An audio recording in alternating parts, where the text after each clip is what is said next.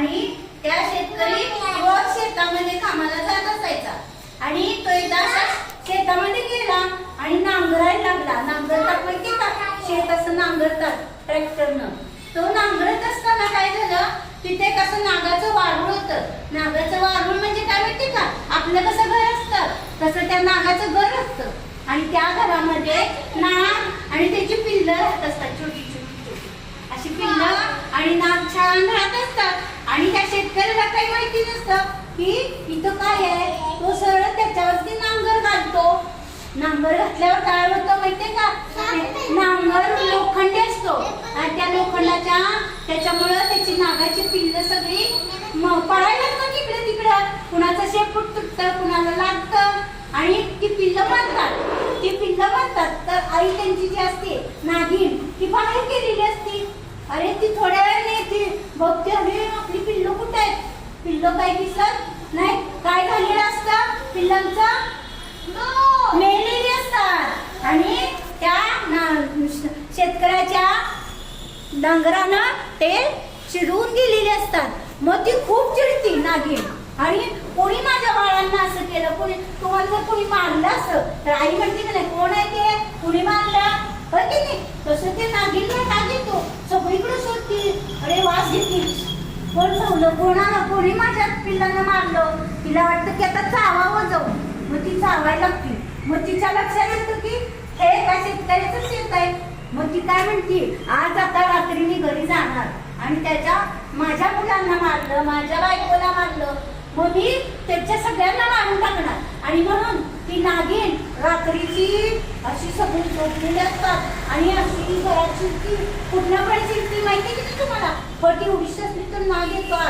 मग ती नागिन अशी आज जाती, आई मुलगा वडील सगळे असे झोपलेले असतात. ती येते सरळ सगळ्यांना रागारागानं चावती.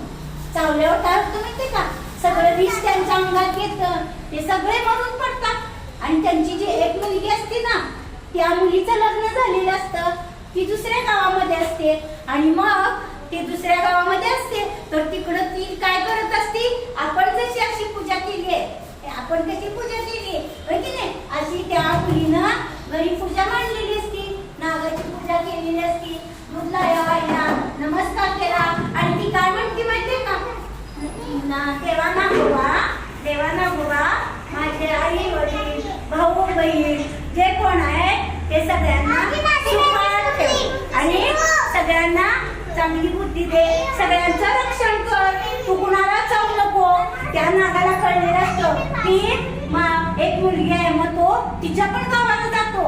असा जातो घरात जाऊन बघतो, डोकावून तर अरे बापरे हिनं तर माझी पूजा केली आहे. मग आपण जर चांगलं वागलं तर तो काय करेल का, नाही. मग तो म्हणतो सॉरी, म्हणतो मी तुझ्या घरी गेलो होतो आणि तुझ्या घरातल्या सगळ्यांना चावले, मी सगळे तुझ्या घरातले मेलेत आणि तू पूजा केलीस म्हणून मी तुला प्रसन्न झालो.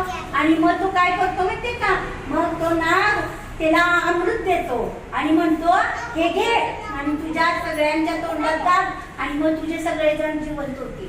मग ती मुलगी काय करते, नागाच्या पाया पडते, ते अमृत घेते, घरी जाते आणि सगळे जे मेलेले असतात ना, आई वडील भाऊ बहीण सगळ्यांच्या तोंडात ते अमृत घातल्यावर सगळेजण जिवंत होतात. आणि मग तिथून पुढं कायम ते आपल्या घरामध्ये नागाची पूजा करतात. तर नागानं आपल्याला कधी चावू नये, नागानं आपल्याला त्रास देऊ नये, नागा आपला देव आहे आणि म्हणून आपण नागाची पूजा करत असतो.